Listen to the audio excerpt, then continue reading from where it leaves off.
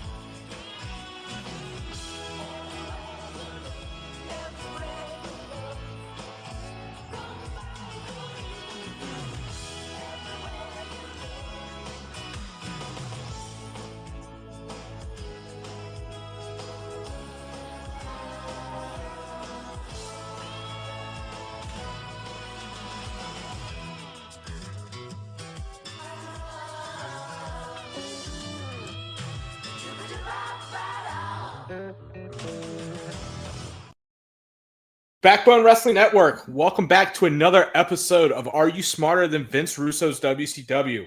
Logan, break out the drinks. We're on episode 21. This podcast is of legal age to drink. And after watching this episode of Nitro, I think I needed to have a couple of drinks. How are you doing tonight, Logan? Yeah, I mean, anybody that watches this show needs to drink. Me having watched it makes me want to drink everything that's in my refrigerator currently. And there's a good bit in there, so... yeah, this is not a good build off of our pay-per-view we just had, but like you said, we'll get into it. Logan, I'm going to start off the top here. This may be the worst Nitro we've ever watched. That's not far off probably so far, but we've watched some shit, but this is especially bad, I'll say. Just we'll get into it, but just how they are acting like wrestling's real and then fake, and then like bullshit backstage stuff that, especially in 1999, 2000, I'm gonna say 85%, 90% of the people do not give two fucks about or are clued into what's happening. I don't need to hear Nash cutting a promo, which we'll get to, about how the boys in the back look out for one another when Nash, who leader of the Clique and is known for keeping wrestlers down when they were in the Clique in WWF. So it's just incredibly frustrating. And then with what we get at the end, which is like, oh, Russo's out of ideas. So what's your overall opinions on Nitro before we start breaking it down? Yeah, I mean, we'll get into the nuts and bolts of it, but yeah, just you would think this would be a good way to build off of your pay-per-view that you just had. Not that Starrcade was all any great shakes or anything like that, but it had some highlights. But you know, I think they pretty quickly undo some of the good parts of it. And like you said, Russo seems to kind of go back to something that worked in the past, but maybe was a little overdone in the past as well. So obviously, with some key injuries that we kind of discussed last time. It kind of quickly fades, but We see a group come together tonight that may have existed in another form previously. So it's proof that Russo has some ideas, but he's going back to some old favorites of things that worked in the past, but may have been overdone a little bit.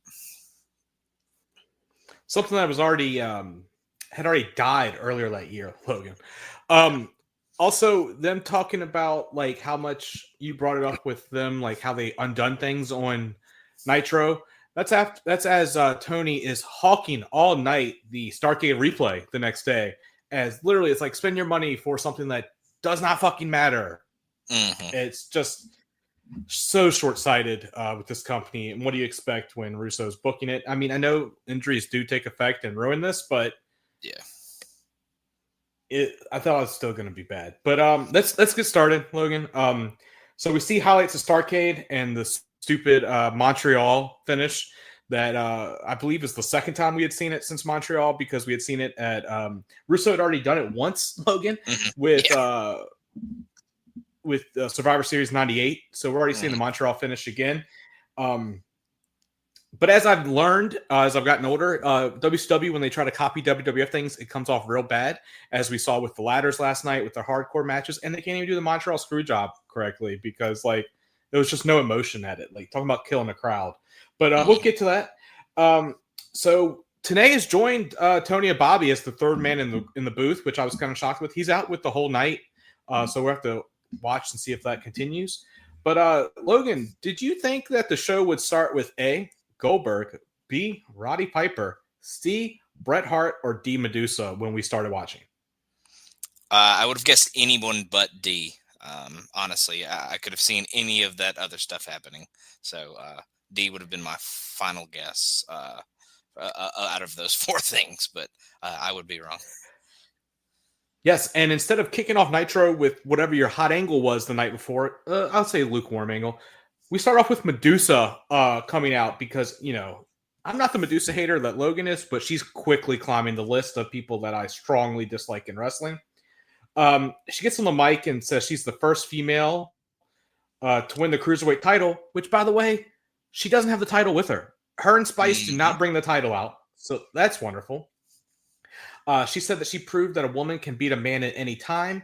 She said she has proven that women in WCW can dominate with TNA, and that's where probably Russo decided he's going to name come up with a wrestling company and name it TNA. She said that the powers that be are about to be the powers that was be. Well, she's a little right on that one, Logan. She said before she said, I am woman, hear me roar. Now I'm woman, let me kick your ass. She said she wants to proposition anyone to come to the ring.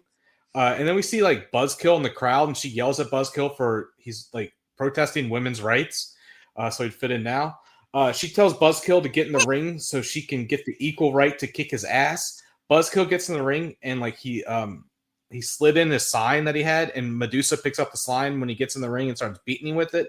Then hits a middle rope drop kick, which is a 2 count. Somehow a match started in between all this. I did not hear the bell ring, Logan. So your match starts off first with Buzzkill versus Medusa. Medusa then goes for a German suplex, but Buzzkill elbows her and Irish whipped her and hits a drop kick. Spice then gets on the ring apron and flirts with the ref. You know, Mickey J has definitely seen a strip club or two in his life. I don't know why he's flirting with her.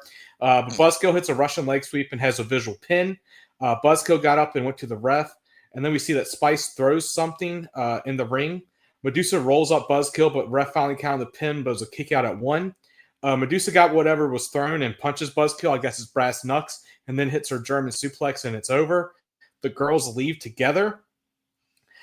So before we go to the front desk, Logan, this was just a nothing match. It shouldn't even have been here. It's just to show that, like, Medusa and Spice are this, like, lady-killing tag team, and Medusa can beat any of the lower card guys, because there's no way in fuck. Like, we saw her with Ming and Chris Benoit, where they beat her down, and she just then had to be relegated to boring-ass Evan Courageous, that pussy who, you know, we'll see tonight, too. Yeah. Just an awful promo by Medusa, as per usual. Poor Buzzkill's just picketing in the crowd, trying to just spread awareness for whatever he's talking about. But yeah, an impromptu match kind of starts. There was a pretty good drop kick that Buzzkill hit at one point, but that was the lone highlight of the match. And then, like you said, Spice distracts old Mickey J. Distracts her for quite a bit too, because they were flirting there for quite a bit.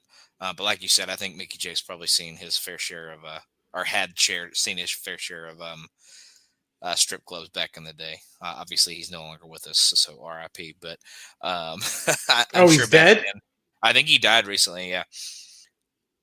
Holy shit. R.I.P. Yeah. Mickey J. But Deuce hits the awful bridging German that she does and wins the match. So, yeah, not necessary. Definitely not the way I would have started the come off of a pay-per-view. Holy shit, he died of COVID in 2022. Yeah. Was it 2022? I thought he just passed away recently, but yeah, I knew he had passed. God damn. All right. Well, R.I.P. Mickey J. Hopefully, Spice is giving you a lap dance in heaven. Spice. So, of course, after a match, I haven't been able to find her on Instagram, Logan. So there you go. Grooney, I know you listen. That's your homework, buddy. So we go to the front desk, and Tony talks about the ending of Starrcade and says this will be a landmark Nitro. Tonight talks about how the direction of the company has changed. And that's another thing. They hype up the whole time tonight how the direction of the company has changed. And then it's back to 1996. And not even good 96. Like, bad 96. So Tony announces the matches tonight. And if I was watching Logan, I probably would have flipped over to WWF immediately after he announces these matches. Jeff Jarrett versus Chris Benoit in another ladder match for the U.S. title. I'll watch that. The triple threat match of Chris Champagne Canyon versus Bam Bam Bigelow versus DDP. A no-holds-barred match with Jerry Flynn and Tank Abbott. And hardcore tag match with Ming and Norman Smiley versus Fit Finley and Knobs. The Wall versus Sid. Varsity Club will be in action. What is this, like an episode of Worldwide in 1988? And Tony says we have questions that hope to be answered of what happened last night with the main event. We go backstage, and the Powers That Be says it'll be big problems tonight, so stay locked in and be ready to his squad. Kurt Hennig says that he saw Hugh Morris is in the back, and Powers That Be says that Goof is back. My thoughts exactly. I hadn't even noticed he was gone, Logan, and we've been watching the show for almost 2 months. Powers That Be makes a match between Hugh and Kurt tonight. Powers That Be says make it that this is his last match back. Powers That Be says ask Creative Control if Piper is here yet, and they don't know. Powers That Be says tells Creative Control as soon as Piper shows up, bring him in. And then we see Piper show up with this snot-nosed brat kid, and that goes to our first commercial break, Logan. Those matches they announced does not make me want to stay and watch Nitro, and I do a podcast about this, Logan. Yeah, the ladder match is pretty intriguing, but other than that, it's not the best lineup without a doubt. But if they gave the time to the ladder match like they did the previous night, it could be a banger because it was then. But we'll see that maybe wasn't the case when we get to that match. Well, 2 things, Logan. As Stone Cold would say on his podcast. And second off, you already spoiled the ladder match for me weeks ago, and I don't forget these type things when you told me who won, and which immediately pissed me off, and we'll get to that later on. So we come back from the commercial break. Piper and the kid are in the locker room. Creative Control shows up and says the boss is ready to see you. So this leads, and then we go to match 2, which is Hugh Morris versus Kurt Hennig. Hugh comes out. Kurt follows him out. We go backstage and see someone in a costume and a mask has beaten down who appears to be Shane. Spoiler alert, this is not followed up the rest of the show, guys. I don't know who the fuck it is. It's someone in like a knockoff Scream mask. I thought it'd be followed up literally until I just read this out loud. I forgot that I'd put this note in. So we'll have to see if it happens in a couple weeks, because something we got from Thunder a couple weeks ago reared its ugly head randomly for a feud that actually sounds kind of appealing, Logan. But like I said, we'll get to that. Mm-hmm. But Kurt tries to get in the ring, but Hugh hits him and the match starts. Hugh actually suplexes Kurt from outside to inside the ring, then hits a clothesline. He kicks Kurt in the corner and then hits a splash onto Kurt in the corner. And then we see some old guy in a hospital gown walking out. Hugh is beating on Kurt and sees the old guy walking out, and Bobby then says it's Okerlund, which made me laugh. Yeah, that was funny. Yeah, he's like, look, it's Okerlund. I mean, Bobby lost his fastball, but like I said, he's still got a slider and 12-6 curve working for him. Hugh gets out of the ring and says, "Pop, go sit down." Hugh gets back in the ring and Kurt beats him down. Kurt is kicking Hugh and then gets a chin lock. The old guy is back at ringside, still in the hospital gown. Kurt chops Hugh and Hugh no-sells it and punches Kurt in the corner. Hugh is distracted by the old guy and Kurt gets his knee lift and then another chin lock. Kurt chops Hugh again and then Hugh actually picks Kurt up and slams him. Hugh gets out of the ring and tells Pop to go sit down and he will be done in 2 minutes. Hugh goes to get back in the ring and walks into a punch and then a perfect plex and it's over. And then, quote unquote, Pop comes in and checks on Hugh. He then mimics Hugh. So, Logan, Hugh Morris is back. They've stuck him with this old guy who is Pop, I guess supposed to be his dad or grandfather. I know what it leads to. I did not know it started in December of 1999. I thought this was a April thing, so it probably gets derailed. And then when Russo is brought back, it's full steam ahead. But, yeah, this just shows how, like, weak the WCW undercard is, where it's like, I'm not saying WWF was end all be all, but everyone was so much more exciting than like Hugh Morris and past his prime Kurt Hennig. Yeah. I'm guessing this was something that Russo was starting to start, and then he kind of over the next few weeks, obviously loses all power, and this one kind of gets derailed. And like you said, when he comes back, he kind of relaunches it or something like that. But Morris seems to bring the heat pretty good early. But like you said, the old man in the hospital gown comes out and kind of distracts him. So that allows Hennig to kind of jump and get some offense there for a little bit. And then they kind of go right back into it and like repeat the exact same thing. Like Morris gets some heat back. The old man comes out again. He goes and checks on him again, then goes back and Hennig gets the stuff back. And eventually finishes the match off that time. So it felt like they like either just completely repeated the whole thing that they had started out with for some reason. But it just seemed like it went on a little too long. But I don't know if that was by design or if it was just by they gave them time, so they just kind of just decided that they didn't know what else to do, so they just kind of repeated what they had already done. I don't know, but it seemed very copy and paste in kind of two different segments. So very, very weird, very weirdly structured match, I should say.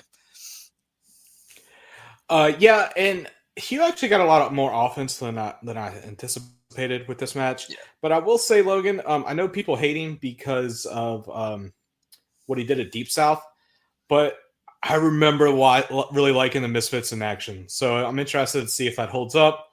It's probably like horrible, but I remember being real excited, and I think he gets a U.S. title in the fall of 2000. Yeah. So yeah, I remember I think he's pretty solid in ring, but yeah, like you said, he's just kind of a piece of shit outside of it. So, but I remember liking that Team Canada versus Misfits in action feud because Team Canada is a lone bright spot of WCW in 2000, which we'll get to, guys. Don't you worry, I'm not quitting unless Logan decides that he can't do this anymore. But I've made it 21 deep so far. I'm not going to quit. Don't worry. What's another 100? Yeah, pretty much. So, guys, we get a lot of Piper tonight. And this is Piper, as we've seen, not good Piper. This is like the worst Piper we've seen. He's unhinged. And I got most of this verbatim, so just bear with me because he does a lot of fucking talking tonight. So we see Piper in the back with the Powers of B. Powers of B says Piper's looking for Symphony with bringing his son in. And Powers of B says that Piper made a deal with the devil. Powers of B says Piper is close to sealing the deal. Powers of B then says Piper needs to tell the crowd that he sold out and Powers of B had nothing to do with it. They said Piper will take his deal, tells him not to blow it now. Piper then goes on a rant about people not knowing his sport. He talks about being homeless and how cars drove by looking to prey on little boys. He then tells the Powers of B that they were probably the one driving. Like I said, this shit goes places, guys. Piper said he never got in the car and never gave up his morality. Piper says he's had 6,000 matches and says he started the industry with Hogan. Piper then says the Powers of B sent him out there, says he's setting Powers of B up and calls Powers of B a drag queen. Piper says he loves the fans and never sold out. He says he will go out there and he will show them how to be a man.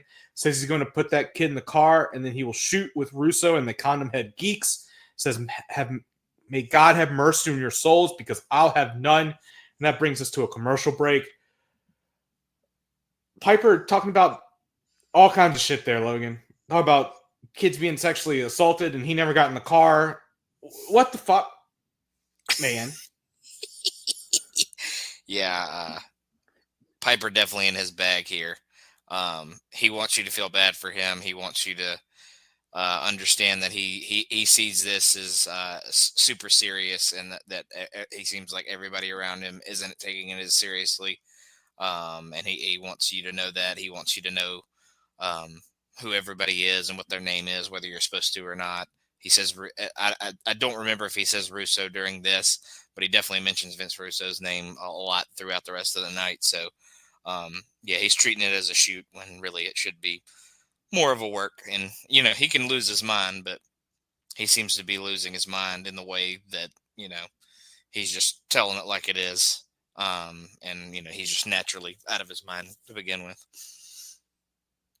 But it makes me want him to be like, please leave, old man.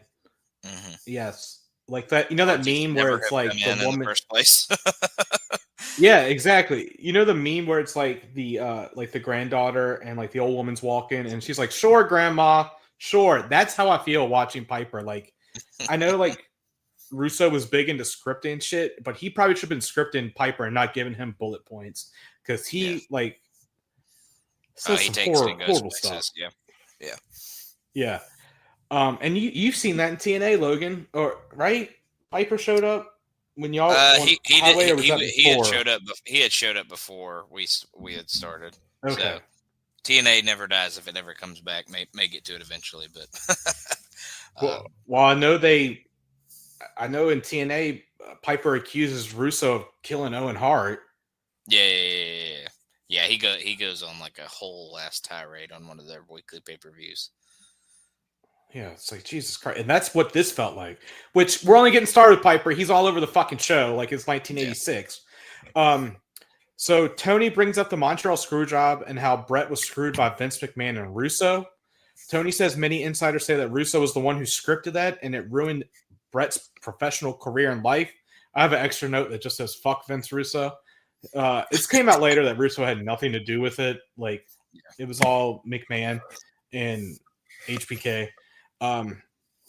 So then they show us still shots again of what happened with Brett and Goldberg last night, how Piper called for the bell.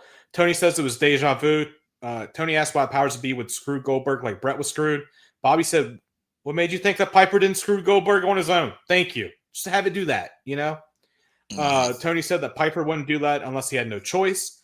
And then, this is where they get too inside baseball. All of this has already been inside baseball, but this is even more. Tony says the boys in the locker room are pissed and that Kevin Nash has been the vocal of Goldberg's defense. Tony says, why would the powers that be do this? And to prove that, we're shooting here, guys. I did good quote unquote. Only Logan could see that. Out comes Kevin Nash with no music. Kevin gets on the mic and says, when you break in the business, it's not like any business in the world. 12 months on the road, 12 months on the road in the cars. When you break in, you get told by the veterans the codes and the conduct. One of them is the boys never screw the boys. He says what you see week in and week out is one thing. What you don't see is behind the curtain is another thing. Kevin Nash says on one hand, you have the boys. On the other hand, you have the office. And says night in, night out, the boys give their bodies. Says the boys govern themselves. And says the office takes and takes and takes. Kevin says we have no benefits and says the sons of bitches don't even pay our Social Security. Maybe you should unionize, says Scott Shiflett in 1999 and 2025. Says, I'll tell you one thing. If the office can screw the boys to make $1, they will. Kevin says what happened to Goldberg last night is bullshit. He says in the frat, if we don't look out for each other, we are screwed. He says the office will take and take until there's nothing left and throw us to the curb. Kevin Nash says Bret Hart broke the code and screwed the boys. Kevin says Bret Hart says he's the best there is, but he's just a piece of shit. Let me get a commercial break, and we see Bret Hart arriving during the break. And then we see Mean Gene with Creative Control. Mean Gene asks if it's true that Powers of B had something to do with last night. Creative Control says Nash doesn't talk for all of us and says that Nash is the biggest politician in the locker room, which has been said by multiple people. Says Scott Schifflet. Creative Control says maybe it was Piper all along. And other Creative Control says maybe someone needs to shut Nash's mouth permanently. So, Logan, Nash said a lot of truths there. The office will screw over the boys and they need to band together. Him trying to act like he's the defender of the locker room with all the shit he pulled in WWF is fucking laughable. But like I said, like, who are you booking this to? Because I can tell you one thing, 10-year-old Scott had no fucking idea what they were talking about if he was watching. I'm sure the kids in the crowd had no idea. I'm pretty sure, like I said, 85-90% of the people at home and watching there was like, why aren't these people wrestling? Why are they talking about stuff behind the back? Yes, I will say wrestling stuff obviously is interesting to me. I'm doing a fucking wrestling podcast, okay? But my wife doesn't care who watches wrestling. You know, she'll ask me about it. It's like, oh, you know, but that's just because, like, I've sucked her in. But Logan, like, why is this taking up time? Yeah, I don't get it either. Like you mentioned in the pre-match, you know, Tony mentions the screw job, mentions both Vince's, Russo and McMahon as well. So, breaking the curtain there as well, talking about the other boss of the other company, and obviously the person that is the powers that be. But yeah, Nash, you know, he's like the cool guy. He's like the guy that you want to like, the guy that you want to hang out with. You don't want him being like super serious and talking about politics and stuff like that, and the boys and stuff like that. You want him to kind of be like, fuck the boys, and, you know, I'm about myself and stuff like that. You know, he's never been the guy that's about being a team, you know, outside of the NWO and like Hall, like, but Hall's is like best buddy. Like, he's always got Hall's back, or, you know, vice versa. But like, when it comes to anybody but him, you don't want him to be like buddy with anybody, or really care about anybody else's feelings or who gets screwed or whatever. So that's not like Nash's lot in life and in wrestling. So to hear him cut this like serious, like, oh, the office screws us all, kind of promo just doesn't really fit his character, I would say. So yeah, kind of a waste of time, but you know, the Russo's gonna Russo. And speaking of Russo going to Russo, Logan, that's a perfect segue right here. Match 3, Tank Abbott versus Jerry Flynn in a no-holds-barred match. No-holds-barred match. The match starts, and Tank and Jerry just start throwing punches and kicks each other. The ref is knocked down, and I will say, they're getting their shit in. It's pretty stiff. It looks like they're throwing like MMA punches and kicks. The ref is knocked down again. This brings out security. And security comes out, and their security is beaten down, and then they go back to fighting each other. Somehow Flynn gets handcuffed, and Tank cheap shops Jerry, and the match just ends. In a no-holds-barred match. Just ends. Okay. Just ends. So the problem is, I don't ever feel like it really started. I feel like they just rang the bell, and they just started brawling, and like nothing ever happened. Yeah, that's exactly what happened. Mm-hmm. We go backstage and we see that Goldberg has arrived and he's pissed. We have a commercial break, and then the Revolution comes out. You know, me and you have liked them, Logan. At least I have. Asia has the flag, and Dean has a trash can, and inside the trash can is the U.S. flag. We see the highlights of Varsity Club beating down Hacksaw last night. Shane calls out Hacksaw and says it's time. Perry grabs the mic and says, Hacksaw Jim Duggan, when we knocked you in your ass, the franchise answered the age-old question. How many licks does it take to get the center of a Tootsie Roll Pop? And he says, 1, 2, 3. Shane grabs the mic again and says, Hacksaw, it's time for you to denounce the U.S. and rip up Old Glory. Shane says, Hacksaw, get your ass out here and live up to the stipulation you agreed to. Hacksaw's music hits and he comes out dejected. Hacksaw's still in his janitorial garb, and Bobby says to Hacksaw it's a tuxedo, which made me laugh. Shane says, cut the music, and says, as leader of the revolution, we get loud USA chants right here. Really loud. Probably the loudest stuff of the night. And Shane says, as a leader, I order you to denounce the United States of America. And due to that piece of crap, what we were about to a month ago, which he means burn the flag. Hacksaw says he's not going to do it. Good job living up to your stipulations. And then screams it out. Shane says, you are going back on a word and you are Welch. Shane says, you're going to do it, and pushes Hacksaw. Revolution starts beating down Duggan because he lied. Revolution's in the right here, Logan. Shane says we can do it the easy way or the Revolution way. Shane says, to hell with the jackasses and standards and practices. I'm sure that was written by Russo because he's already been ranting about it, Rogan, because I've been reading some of the dirt sheets of this time. He said, we'll burn that son of a bitch. They're about to burn the flag, but the Filthy Animals music hits. Conan, Ray, and Billy Kidman come out and save Hacksaw. They could have came out last night, Lynn. Duggan is down, but holding up the flag. The Filthy Animals help him up. So great job on just not even living up to your stipulation, Logan. That's great. Completely bailing. I mean, stipulations mean nothing. Yeah. I mean, I Duggan not denouncing the United States is not all that shocking, I guess. But I mean, it at the same time, like, live up to the stip if you're gonna have it. But yeah, I mean, and if you're gonna have the Filthy Animals here, granted, I know they're not all healthy. I think Kidman's probably the only one that's like good to go. Ray came out on crutches, I'm pretty sure, and then Conan, I think, has some kind of injury as well, and he's just kind of brittle at this point. He's not at his physical peak anymore. He's just kind of broken down from all the years of wrestling in Mexico and obviously his run in WCW so far. So yeah, I think Kidman's probably the only one that's good to go as of the current time. But yeah, I mean, just throw them out in the match. Kidman can do a few spots. Don't even waste bringing the fucking Varsity Club back, even though they are on tonight's show. So they are hanging around, it seems. But yeah, if you're going to have the Filthy Animals here, just have them be his partners last night and just barely get in the ring, kind of like the Varsity Club did. So, but yeah, yeah, like you said, stipulations mean nothing. And why the Filthy Animals care whether the flag gets burned, I don't know. Yeah, it just makes no sense. But, Filthy Animals Revolution, fight forever, pretty much, apparently. Yeah, right.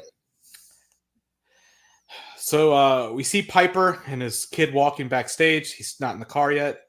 Tony says Piper is on his way to the ring. Maybe the car's close by. I don't know. We get a commercial break. We see highlights of the Starrcade match yet again. Piper's music hits. He walks out without his brat. We see Bret Hart watching from his locker room and Goldberg watching from his locker room. Piper says, cut the music. Says, my name is Roddy Piper and I sold out. He says he did a lot and goes over his accomplishments. He says he's not a phony. Piper says Vince Russo, the new writer from WCW, wants to write all the baloney. He says people want to see people fight, not this BS. He says that Goldberg is a great talent and he's sorry. Piper says, bottom line, Goldberg is right. Gets loud Goldberg chants. Piper says, tell him you don't want phonies, but real deal fighters. Piper says he's a real fighter and you want me to do this dog and pony baloney. Piper says he quit and says he won't do this. He asks for one thing, says grab your kid and give him a kiss. Tell him you love him. Piper says he quits and walks off. Piper's kid runs down. Then they're walking through the aisleway. And Goldberg comes out and Piper puts the kid in front of him like he's fucking Elon Musk, preparing for a shooter. And Goldberg gets on the mic and says, you know what, Roddy? I stayed up all night trying to make sense of this crap. Goldberg says he looks up to Piper until last night and says Piper made the wrong decision. Goldberg continues and he says he would never have sold out. Piper says you are a great piece of talent and wishes Goldberg the best and says I'm sorry. Bret comes out and says enough. He says your heat is with the office. Says I know what it's like to be screwed by the office. Here we go again. Bret says the world title is vacant and says he's going back there, going to tell the office to take the belt and shove it up their ass. He walks off. Goldberg says everyone makes mistakes, Roddy Piper. And then he walks off and Piper then walks off. Everyone makes mistakes, Logan. And then we see Bret Hart backstage with the Powers of B, and Powers of B says what the problem is. Bret calls Powers of B a piece of shit, and Powers of B says, I did this for you because you think I had something to do with Montreal. Bret says he can stick the belt up his ass and throws it at him. And Powers of B says, you know what? Let Goldberg beat your ass tonight, and we have a main event for the vacant WCW World title of Goldberg versus Bret Hart. Oh, my God, Logan. That Piper shit with Goldberg is so dumb. And Goldberg's like, people make mistakes all the time, Roddy Piper. You might have screwed me out of the world title. Dumb babyface levels of Goldberg right here. If he would have speared Piper, it would have been amazing. Okay? Oh, yeah. Just ripped him in half. Yeah, absolutely just creamed him in the middle of the aisleway. But yeah, just another Piper blabbering segment, complaining about shoot stuff instead of just being normal and going by the script and all that good stuff. Um, but yeah, Goldberg tries to come out, be the tough guy, and Hart obviously blaming everybody but himself for anything that he could have done or anything like that, and not blaming Piper but blaming Russo in the office. But yeah, Hart gives them the belt and tells them to shove it up their ass. So we'll see how the rest of the night goes with them. And you know, we keep coming back to Piper, but we also do I feel like we toss to the commentary table about 50 times during the show as So well. fucking much. So we get it's like Piper commentary, Piper comment, So I feel like I feel like if it's not a match, we're either in the Pirates of Beat office, Piper's on the screen, or we're at the commentary table. So just a lot of stuff going on. By the way, guys, that was just literally the first hour of Nitro. Because I stopped after that. I was like, I need a break. I need a mental break. So we come back from commercial, and Tony says, "Wow!" And then this is calling this a night of turmoil, and then confirms that we'll have Bret Hart versus Goldberg for the vacant WCW title tonight. And we are told that the powers that be have sent Creative Control to take out Nash. So it's a handicap match with Creative Control versus Nash tonight. They talk about Roddy quitting WCW as well, and Bobby calls Bret stupid for giving up the title. This leads us to match 4, which is Norman and Ming versus Brian Knobbs and Fit in a hardcore title match. We see stills from the previous night where Norman and Ming had their match, but Brian Knobbs and Fit interrupted and beat the shit out of Ming before Norman made the pin. Norman comes out wearing an 84 Lewis jersey, and Ray Lewis wasn't 84, Logan, so it must have been a wide receiver for the and it wasn't Jamal Lewis either. So it must have been another Lewis that I don't know about. Yeah, I don't know. Yeah, Jamal. I want to say Jamal Lewis like 26 or something. Matt Souza will tell me. He was a running back, so that wouldn't make sense. Yeah. So we got, Norman comes out, and then Ming comes out, and then Ming and Norman start fighting. Norman tries to leave up the aisleway, but he runs into Knobbs and Finn as they come out and they attack Norman and Ming with trash cans. Brian hits Ming with the trash can leg, and he no-sells it because of a Samoan head. Ming starts attacking everyone, including his tag partner. They're fighting in the aisleway literally the whole time, guys. Fit, actually, in a funny spot, puts on a football helmet and headbutts Norman, which I like. And they all start brawling with Ming in the aisleway. They all trade trash can shots, and it's just gratuitous trash can and trash lid shots. Literally, it feels like for 5 minutes, and it's just in the aisleway. All four take turns attacking each other. Then all three attack Ming. And then after they get Ming down, Fit and Brian turn their attention to Norman, and he runs up away. He goes up through the concourse, and then he makes it to the bathroom, and they call it the Kevin Sullivan and Chris Benoit special. They fight in the bathroom, and Norman gets a swirly. They break a stall door, and Knobbs hits Norman with the stall door and then pins him in the bathroom on the nasty-ass floor, and it's over. We see Brian beat on Norman afterwards. He throws the stall door down on him again.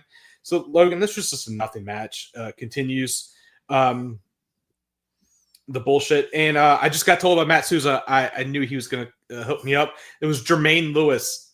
I have no recollection of him. But Jermaine Lewis, 84, the third Lewis that no one on the Ravens talks about. But, Logan, this was just a nothing match. Just bullshit. Yeah, I looked it up as well while you were talking about it, so I was going to inform you as well. But yeah, apparently he was a return specialist / wide receiver. So how the fuck did he get a jersey in 1999?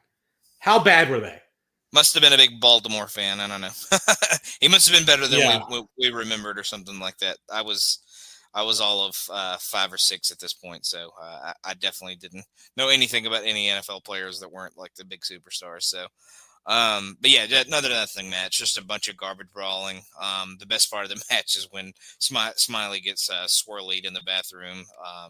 But yeah, just Smiley gets beat pillar to post, and they just battle all around the arena. So, just your typical hardcore bullshit. So, but yeah, not anything too crazy.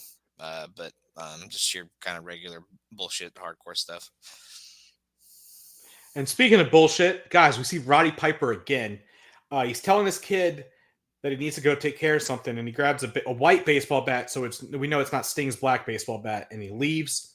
And he also commercial proves break, that it's and then we real have because he hits it on the wall and it, makes the sound, so it's not rubber. Yeah, but then we see how bad his swing is later. We'll get to that, Logan. Yeah. But then, like, we come back and we see Brett talking to Roddy, and I guess he's saying not to do this, but the audio was so bad I couldn't hear what the fuck he was saying. But then I hear Piper screaming, free at last, and he walks away with the bat. And then we hear Maestro's music playing, and he's playing with Symphony. Bobby asks once again if her name is Bubbles, which it's a nice little ongoing joke. Match 5, Maestro versus Evan Courageous. My first note is fuck. So Evan comes down, and Evan slides in the ring, and Maestro kicks Evan and starts beating him down. And they get a headlock and then a shoulder block. Evan is able to get a leg lock and gets him down. He then hits a springboard dive and gets 2. Evan punches Maestro and hits a dive in the corner. Maestro gets an Irish whip, but Evan jumps over him. Evan gets the 10 punches in the corner, but Maestro dropped him throat first on the ropes. Maestro gets a side suplex and gets 2. He starts working over Evan's back with punches and then rakes his eyes. Maestro then hits a jawbreaker and starts choking Evan. He breaks it 4. Tony says Vince Russo did last night to make up for Montreal, so I can't fucking escape. Let's even it's nothing-ass match. Evan gets a sunset flip for 1. Maestro punches Evan, then runs into a slam. Evan gets a flying forearm, and then Maestro went to jump over to do a leapfrog over Evan, but Evan caught him and powerbombed him. Evan goes to go to the top rope, but Stephanie hops on the apron and starts flirting with him. He pushes her down, and she falls. He goes to check on her because she's falling down on the apron, and Maestro then gets a knee to the back of Evan's head and pins him. Stephanie gets up like there's no issue, so I said, so Evan is a fucking moron. It just shows that Evan Courageous is a big pussy. That's all this match was, right? Yeah, just another courageous slop fest. He's a super sloppy worker. He's terrible. He sucks. He sucks. He sucks. Is so bad. I know now why Tony Schiavone calls him nothing happening, Evan Courageous. So, yeah, it's just sloppy as all hell, and he again falls for the female of the week that shows interest in him enough to distract him for her man. To get the roll up, kind of brought the Maestro down too. I feel like we've actually kind of low key enjoyed most of his stuff, and he has to get in there. Yes, we have hack named Evan Courageous, and just no good. Courageous needs to be permanently in the power plant or out of the business because he's terrible. He needs to be put down. That's right. So we go backstage to our least favorite person, and Roddy Piper is destroying the powers of the B office. As we see, it's basically just a set with a baseball bat. He knocks it down. It's literally he's just ranting and raving the whole time. Yeah, he's screaming about Brood Eye and Gorilla Monsoon while doing this. He then takes the baseball bat to a TV, but it's one of those tube-ass TVs, and he can't break the TV. He hits it like 3 times, then gives up and starts attacking the wall that's on the ground. It's just fucking horrible. Like, I don't know why. Like, he's just ranting. Like, did you catch anything else on that, Logan, or did you just like, this is dumb? Yeah, I just kind of chalked it up to insane Piper, and he just screams things that don't make any sense and is just completely incoherent. So, no, I didn't get anything out of it because it just is normal nonsense that he does. So, yes, I'm just a lunatic. Yeah. So we have a commercial break. We come back and we see that Chavo Guerrero is with Evan Courageous. And Chavo asks if he's okay because he's lost everything recently. Chavo tries to sell him a book on how to pick up chicks, and Evan snaps and beats down Chavo. So wonderful. You know it's bad when I'm cheering for Chavo over Evan Courageous, Logan. I've seen on Lucha Underground where I hate Chavo, and I'm like, whoop his ass. Whoop his ass. So this leads us to match 6, Chavo versus Evan. Just kidding. It's our triple threat match. The Jersey Triad explode with Chris Champagne Canyon versus Bam Bam Bigelow versus DDP. Logan, I noticed that all 3 wrestlers have 3 initials, and that made taking my notes a whole lot easier because I was able to just do 3 initials right here. So they're trying real hard with the CCK shit here. So he comes out first. Biggs gets on the mic and says, "This is a taste of champagne." Biggs has no voice at all, as we see later. And Chris Canyon says, "You people just don't get it." Chris Champagne Canyon, aka CCK, has been to Hollywood. Baltimore Death ain't Hollywood. It's like The Wire out there all the time. CCK single-handedly destroyed the Triad and says it's done. He said, last Monday, I easily beat Bam Bam, and then on Thursday, I beat DDP. So what I want is for those two jabronis to come out so I can show them in the world that no one can stop CCK. Bam Bam comes out. Bam Bam rushes the ring, but Canyon bails, and he hides behind the girls that he brought with him. I guess like Russo is trying to make Canyon like his godfather with like the two strippers that he would bring out, or Val Venus. I don't know. But DDP's music hits, and my first note is DDP has like the Sasha Banks boo boo face slogan where he looks like he'd rather be anywhere else. Biggs is on commentary, but I can't hear what the fuck he's saying because he has no voice. So of course, let's put a man with no voice on commentary, Russo, you fucking moron. So the match starts and all three circle each other. And then they do a triple tie-up, which I thought was pretty cool. And then Bam Bam and DDP both keep doing arm drags to Canyon. DDP gets an elbow on Canyon. Bam Bam hits him with a Samoan drop. DDP kicks Canyon and sends Bam Bam, like Irish whips Bam Bam into the corner. Canyon gets a leg up, and then DDP hits a rock bottom on him. DDP hits Bam Bam by accident, and before they break up and take down before they are able to break up, they decide to just keep whooping Canyon's ass. DDP and Bam Bam go up to the top, which Logan, since they did work on Ready to Rumble, I thought they were going to do a 2-post massacre, like how they named that thing the 4-post massacre. So that's where my mind went to. But actually, they both go up the top on opposite ends. DDP hits a lariat, and then Bam Bam hits a headbutt. DDP says he wants a diamond cutter, but Bam Bam says he wants a greens from Asbury Park. And Bam Bam hits the greens from Asbury Park, and then DDP shakes Bam Bam's hand and hits a diamond cutter. DDP once again threatens to diamond cut the ref, but he then just leaves and kisses some random woman in the front row, which doesn't make sense for what comes fucking later tonight. So DDP leaves. The ref is counting both men as Canyon and Bam Bam are down to 10. Biggs then goes to get to the ring and tries to give Canyon the case, but the ref takes it away. And while the ref and Biggs are fighting, Canyon grabs a champagne bottle and brains Bam Bam with it. I mean, it cuts him up hard way. Even Tony's like, he's cut open hard way. And Canyon pins Bam Bam and it's over. This is kind of entertaining. I kind of like this feud, Logan. Is there something wrong with me? Like, maybe I'm not seeing Piper and that's why I enjoyed it. And it's like people that can actually work. So it's like, damn, I kind of want to see more of the Jersey Triad explode. But I'm pretty sure this is all we get from what we see later tonight. Mm-hmm. Yeah, I mean, I don't much care for Bigelow at this point because I think he's just kind of cooked. You know, he's been around a while and his body's not what it used to be, and he's not in the shape that he used to be. So I could definitely get into a DDP versus Canyon feud though, because I think they're both Who better? Nobody. I think they are both supremely talented. I do like that Bigelow and DDP do whoop up on Canyon for most of the match and kind of double team him. Like you said, J Big or Mr. Biggs, whatever you want to call him, sounds like shit on commentary. He clearly screamed or yelled at somebody for a long time the previous night, or had laryngitis or bronchitis or something that was impeding his voice for sure.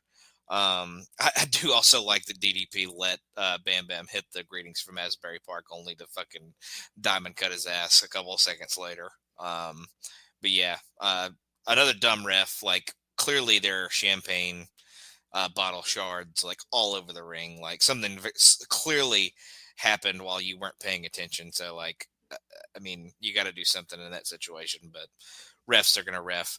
But yeah, I definitely could get into a Canyon DDP feud, but you know, Bam Bam's inclusion is probably just to kind of have the Jersey Triad explode per se. But yeah, I could definitely get into something with DDP and Canyon. But obviously, like you said, we'll probably not have that feud going forward as based on something we have later.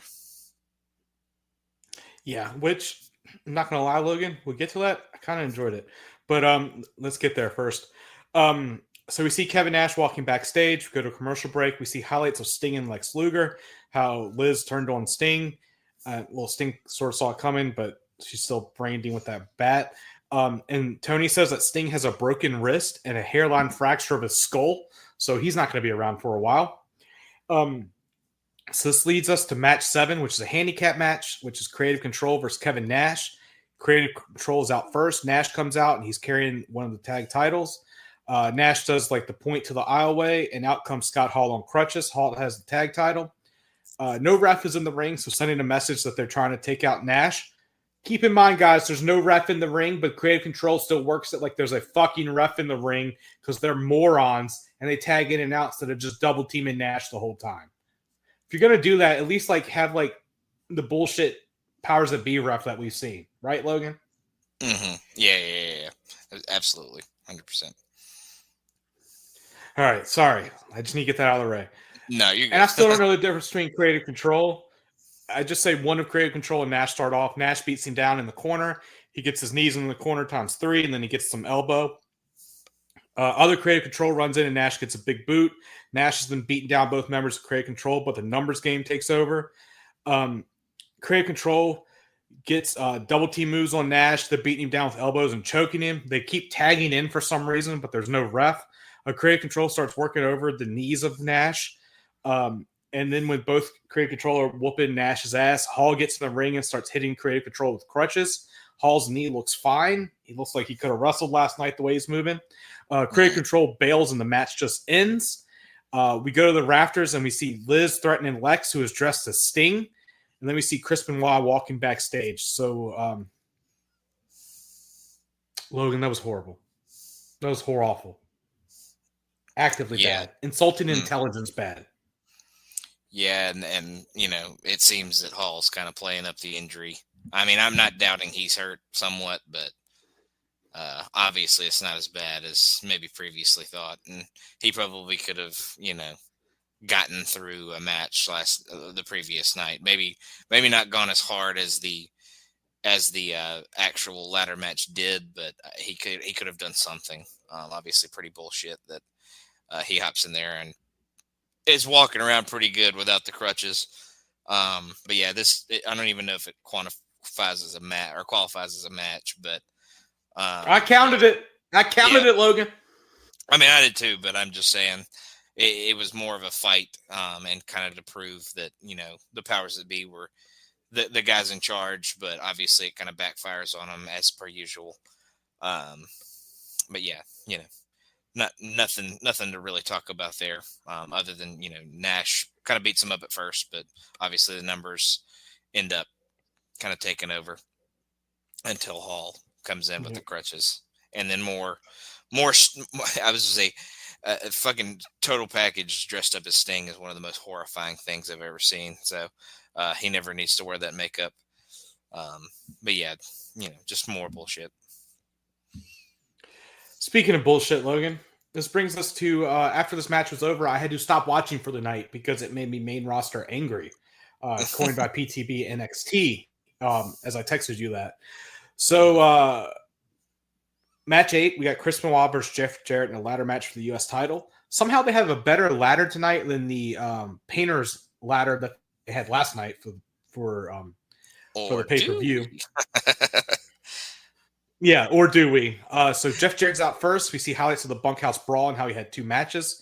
Benoit is out next. The announcers talk about how good the match was last night, and I put in my notes, yet we are doing it again tonight. Jeff rushes Chris, but he ducks him and starts chopping him. Chris then gets the enziguri and then hits a drop kick to Jeff's head, then a quick elbow drop.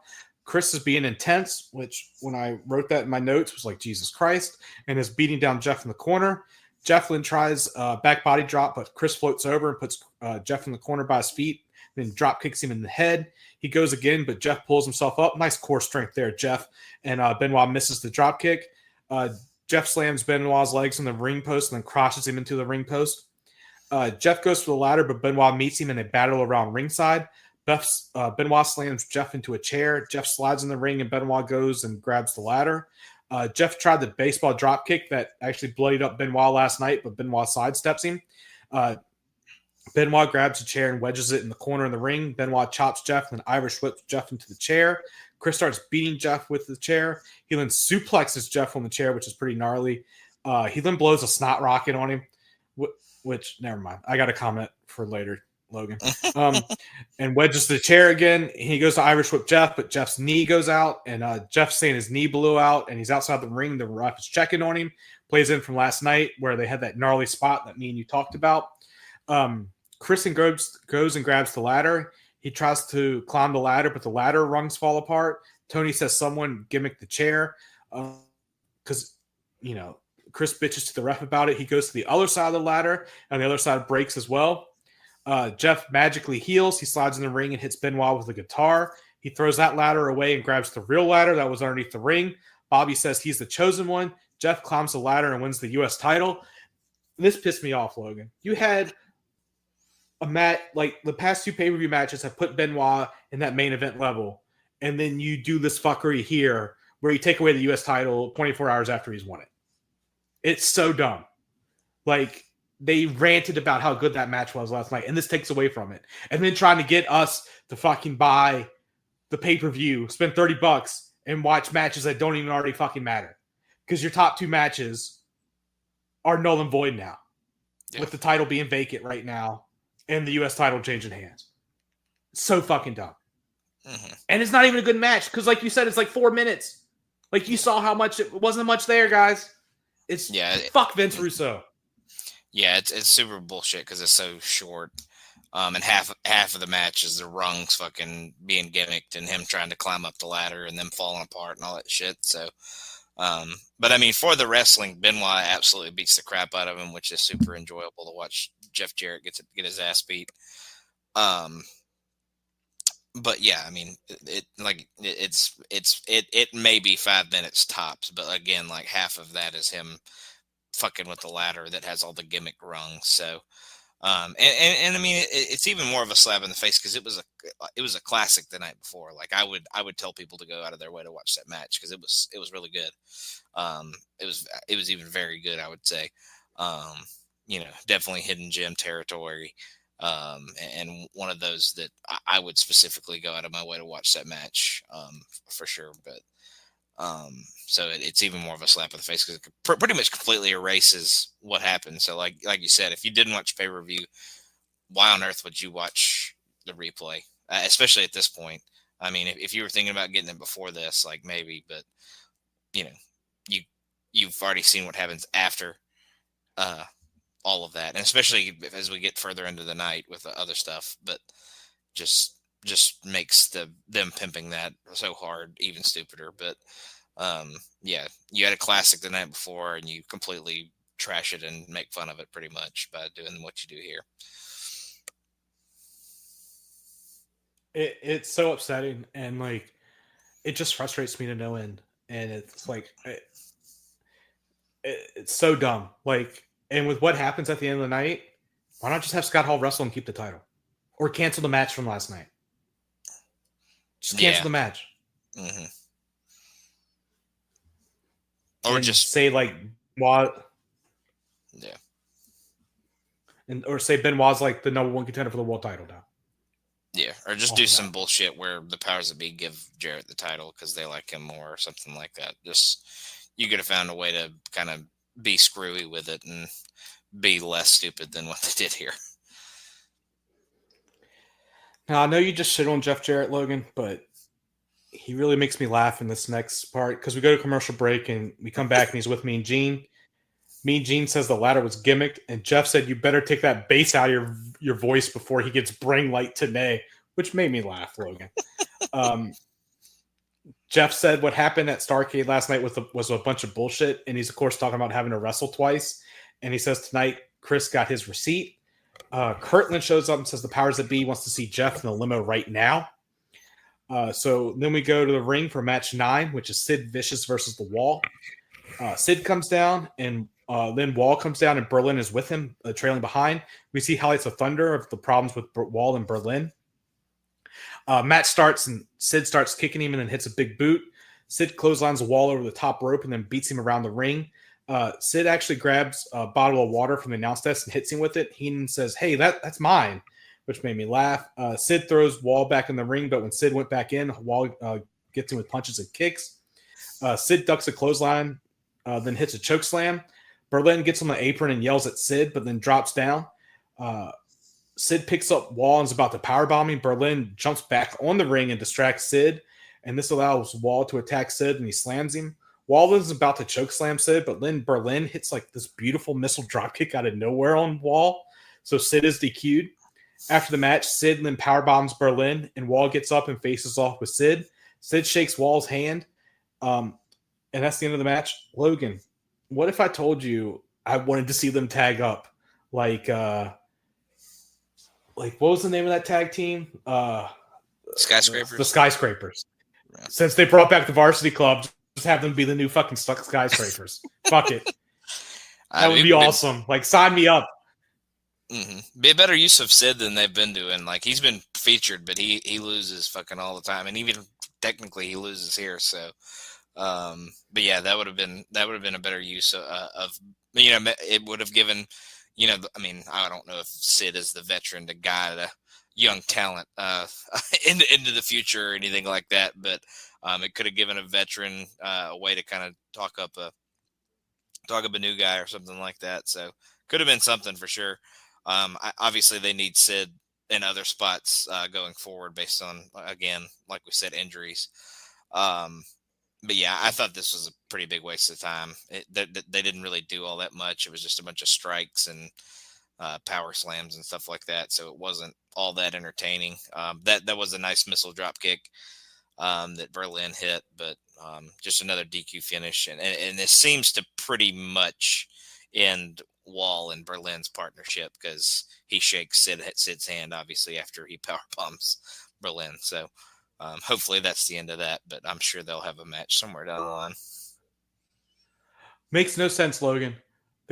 Russo will split motherfuckers up here on a whim. These guys have been splitting up since October, and he's like slow playing it. Makes zero. There's no rhyme or fucking reason, Logan.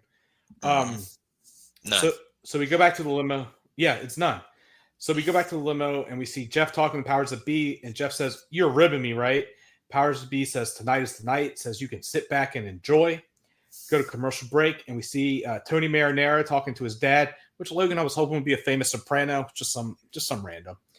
We see the boss, and he says, "Glenn embarrassed my son and my boys," and he says that the head says he is now pissed off and says money is no longer good to him. He says that Disco has two choices: join the family and do what Tony says, or spend the rest of his life in a coma. I guess we're joining the family, Logan. I'm not trying to die. Disco looks exasperated.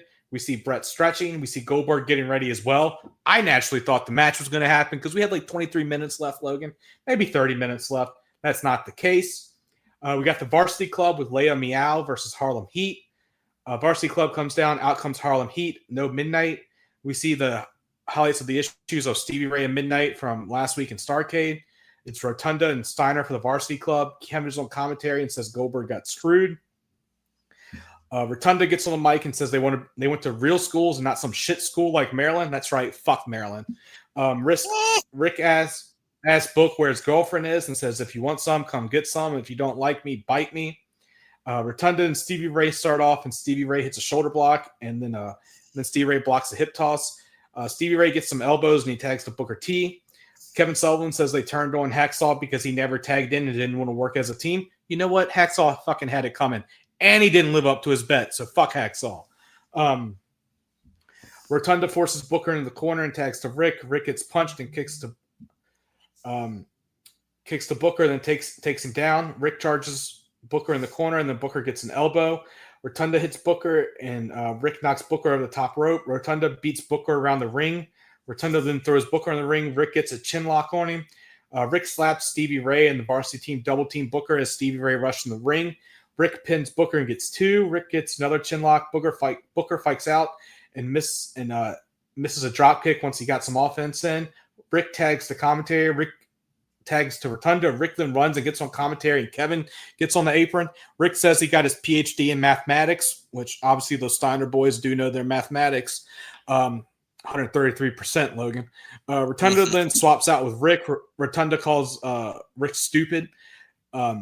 Rotunda then gets on, swaps out with Kevin while Kevin was doing some offense, but they didn't really show it.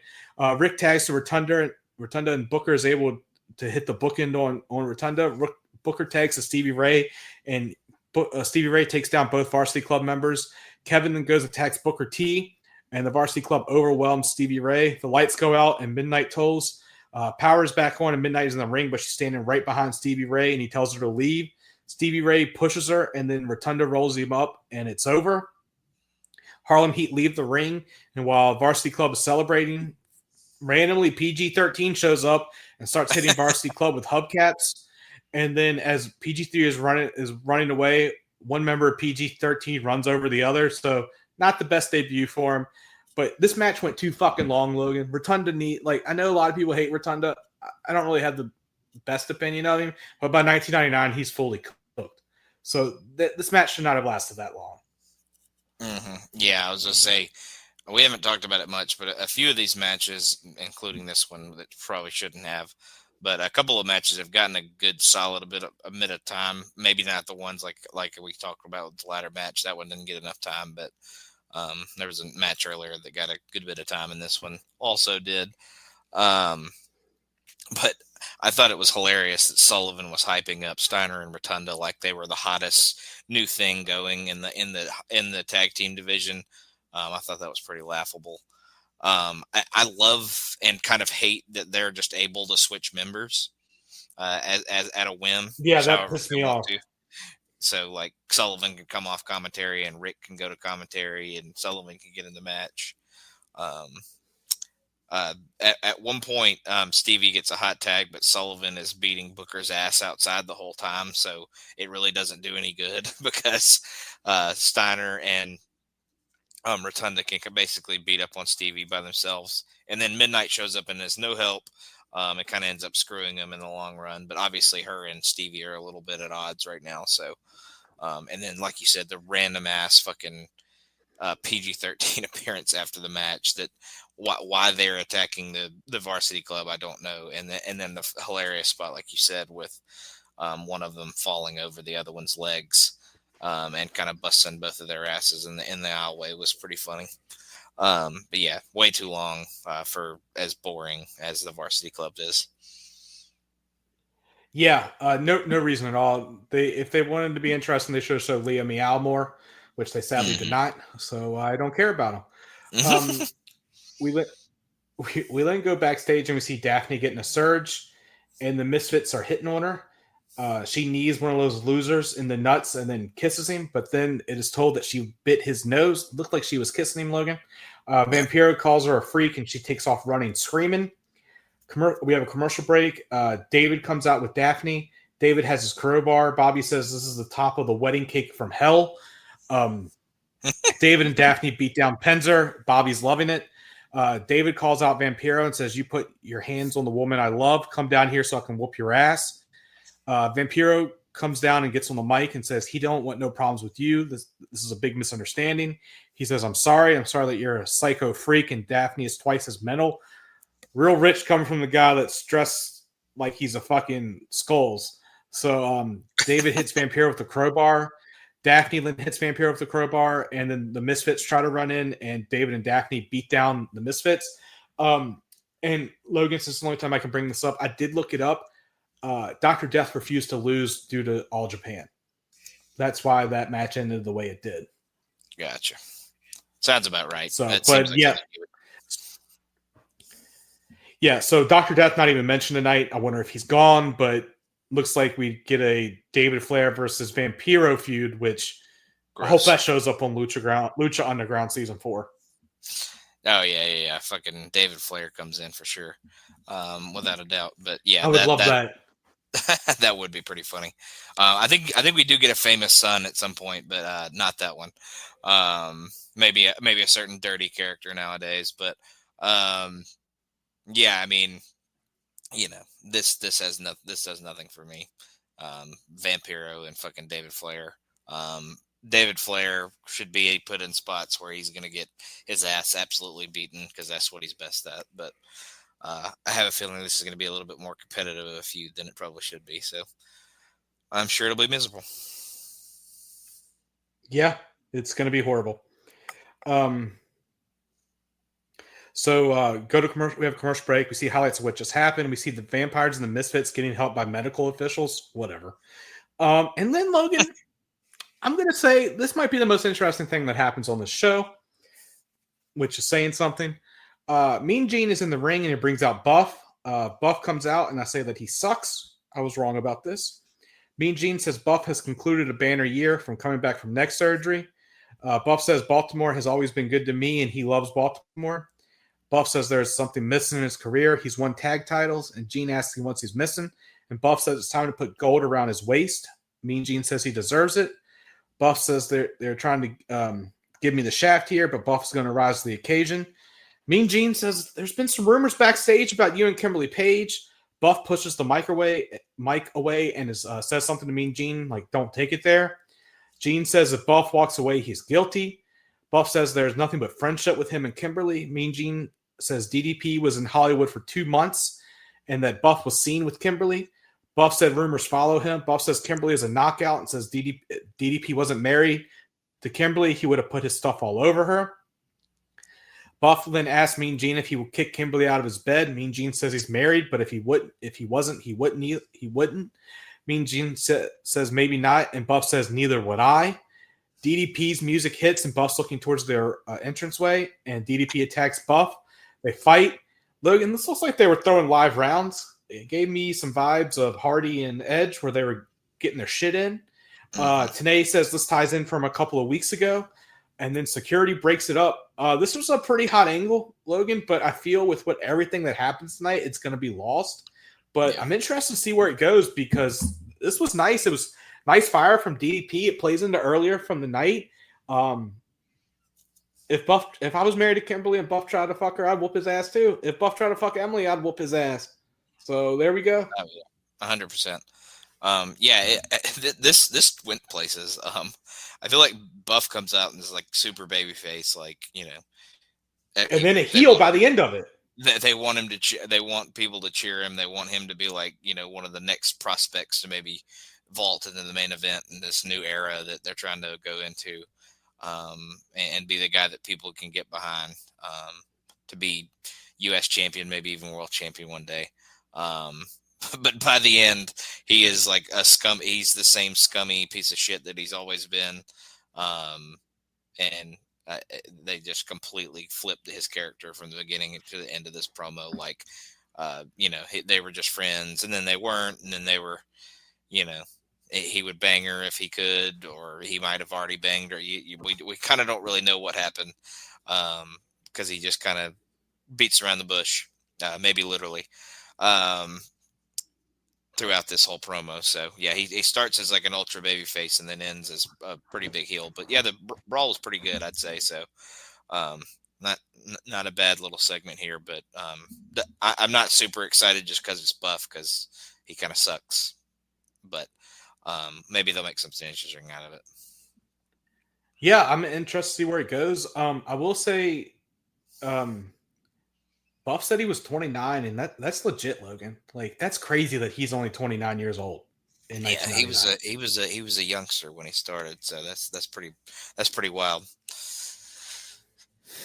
So I mean, Braun Breaker's only like, I think already over 30 now. I think. Let me double check. No, I think he's still in his 20s. He's 27. So like, that just shows how young Buff was when he was starting in WCW. I know he was in global wrestling as well. So go to commercial break after that.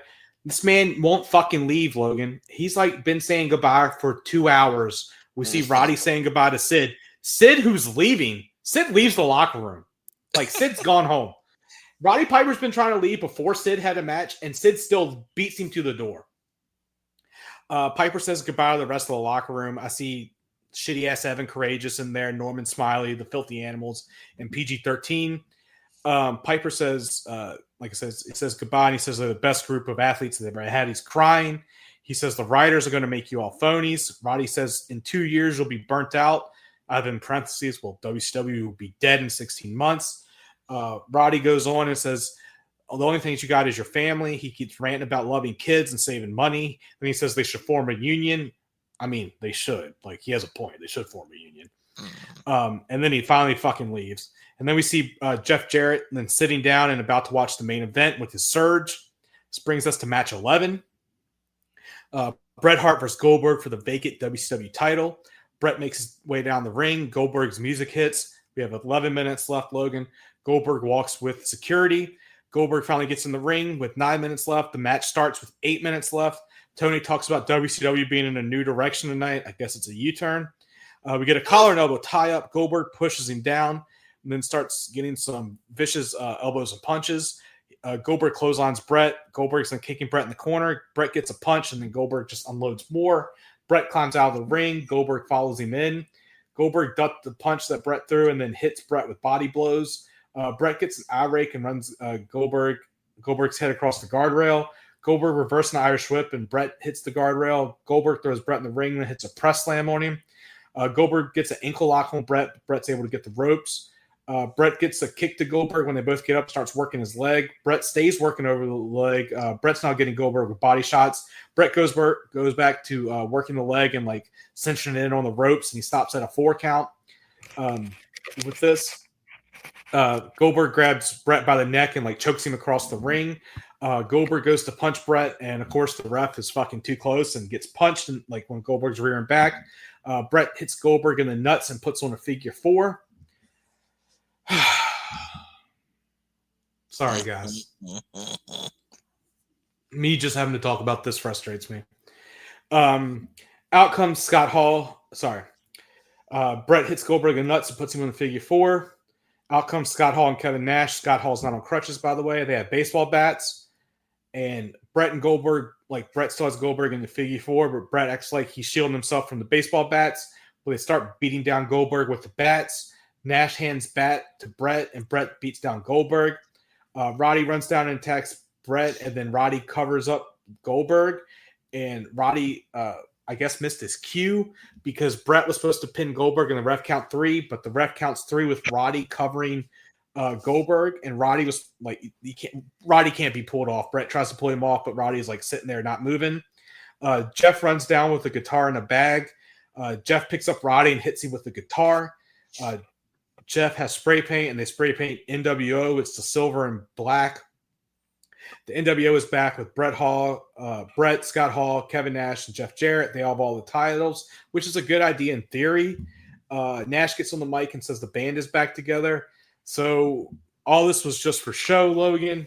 Bullshit. Takes away from what Montreal means when Bret's doing this bullshit 2 years later. What I would have done, I know this has been mentioned by a lot of people, I would have had Goldberg turn heel. Have the outsiders beat down Goldberg. Beat down Bret, and they don't make the NWO. They just make whatever their group is. Call it the band, and have Bret be chasing instead of what we got. I know injuries, but like if I was doing it and I don't know what happens next, I don't know that Bret has the concussions. I'd do that. Yeah, hindsight. But just making it. Yeah. Go ahead. Sorry. Yeah. No, but you would have Bret chasing and Goldberg being like, I saw you get screwed and I'm going to screw you again. And it's all about making money. To have Goldberg be the ultra heel. Instead of what we got. Like it's dumb. Mm-hmm. Dumb. Just dumb. Like, it's like I said, it's a good idea in theory with everyone having the titles and like this being like the big one we're going after, but like you don't have the baby faces for it. You don't have 96 Luger or 97 Luger. You don't have Sting. Like, I know they ruined it, but like you got Goldberg, yes, but like it's just a rehash of what they tried to do in January with the finger poke of doom. Yeah. And we saw how well that went. And I know it's literally derailed by Thunder because, spoiler alert, that's when Goldberg almost loses his fucking arm. So it's derailed that quickly. Yeah, you say you have Goldberg, but you have this version of Goldberg and not the like unstoppable, unbeatable monster that he was like previously, So you even have a lesser than Goldberg at that point. Like people are still behind him, and I think he kind of believed his own hype at this point. So I don't think he ever would have turned heel. So even if that was an idea, I don't think he would have gone for it. Not to say it's not a good idea. Not to say it's maybe not the way they should have gone. Shouldn't have gone. But like you said, the whole thing with the having all the titles is a cool thing. I definitely agree with that. Because that did make for a pretty good image at the end of the night. All the belts being on the new version of this NWO. But yeah, we have the hindsight of knowing the injury, so obviously this goes in a completely different direction once Hart's kind of out of the picture. Um, but yeah, I mean, it could have worked, but I think it was just doomed to fail from the beginning. Um, unless they were going to like pretty quickly get Brett out of there and like go with Jarrett, I think that could have been something maybe that way. Like, maybe Jarrett quickly kind of usurp Brett as the main guy. But yeah, I don't think Goldberg would have gone for the heel turn, whether that was the best idea or not. But yeah, just completely makes last night irrelevant for sure. Kind of like we've done throughout the entire night. But by tomorrow, Logan. But also, like, it would be better. This would be better, Logan, if they're like, oh my God, this makes sense why they haven't touched him. But they have beat down Brett. Like, yeah. There's been times where I didn't think they beat him down. Like, when they tied him up in the cage, like, that was like the perfect thing. And also, like, when they took out Goldberg in the first round of the tournament. But then, like, there's other times they do beat him down. So it's like, it'd been perfect if they never touched him. It would have made a whole lot more sense. It's like, look at all these breadcrumbs. Mm-hmm. But like with this, it feels hot shotted. The crowd is dead for this whole main event. Because they just know bullshittery's coming at some point, whether it's Brett joining the bad guys or I mean, and I think this run has proved that they don't want to boo Brett, so like definitely don't make him part of the problem. Like if this is Jarrett and Hall and Nash coming out here and ruining this main event, to set up like Hart versus Jarrett or Hart versus Nash or something at the next pay-per-view or something like that, like that makes sense. But they obviously very much don't want to boo Brett, but they constantly WCW for some reason constantly wants to make him a heel, which worked in '97, but it's for different reasons. When you had the hottest baby face of all time with Stone Cold, yeah, it makes sense, but not when everyone is so cold. Like, it's just so upsetting. Like it. Like, and like this is like the last gasp with WCW. Truly, I mean, we'll see what April brings. Logan of 2000, that may be the last gasp where like they basically reset everything. But like, with right now, you still have talent, like good talent. Like you still have talent like Booker T and Jeff Jarrett in 2000, like and Sting and Nash. But now you have like good talent. Like you have people that were bubbling up for the main event. Like we see Benoit. I will give Russo his flowers on that. Like he did handle Benoit pretty well, even though Benoit's a piece of shit. But I don't know, man. Like it just breaks my heart, like seeing that because like I know, like I had the note here, WCW would be dead in 16 months. Like, and it's not surprising, but it's still sad. Yeah, it still hurts. Like it fucking hurts me that like me and you are a couple years apart, and I grew up on WCW, and you grew up on TNA, and TNA is somehow still kicking 20 years later. Like, and aren't going to go WCW away lasted 60 because they have the big partnership now. So, yeah, they're basically double A. Like if NXT is triple A, TNA is fucking double A. Yeah. So there you go. Like, and it just like hurts me, but as Sean Kidd said one time, it's just not good. And that might just been what WCW always was. Like they can never like form the puzzle completely. Like they had it for a couple years, but just bullshit. But most absurd, Logan, I got the Montreal bullshit. Just the whole show, honestly.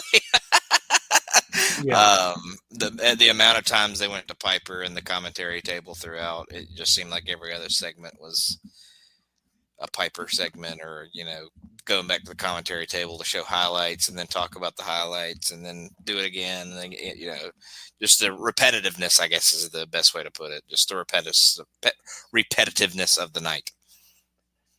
Yeah, so I got that, and I added the whole show of inside bullshit.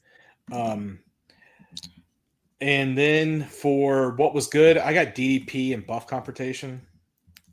Yeah, that triple threat was pretty good, but there really wasn't much good in all honesty. Yeah. What do you have for what was bad? I got like fuck finish of the main event. Like it's what I had for the last time, so it's just staying.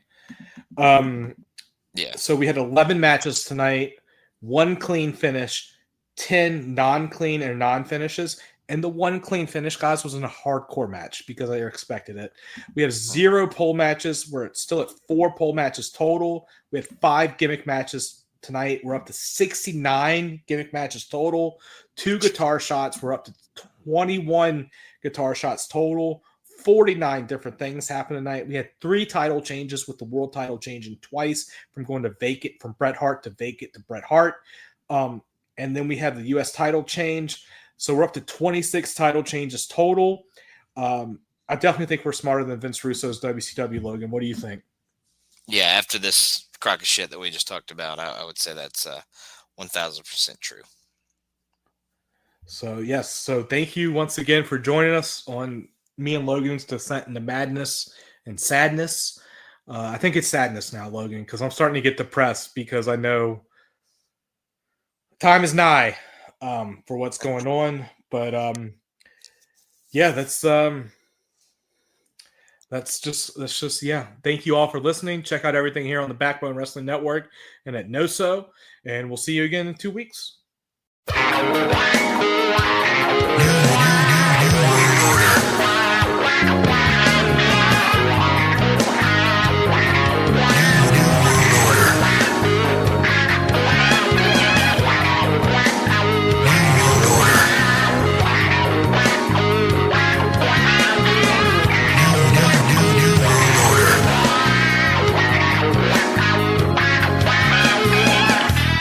For life.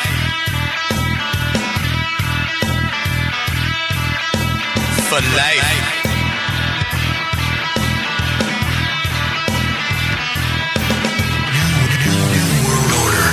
For life.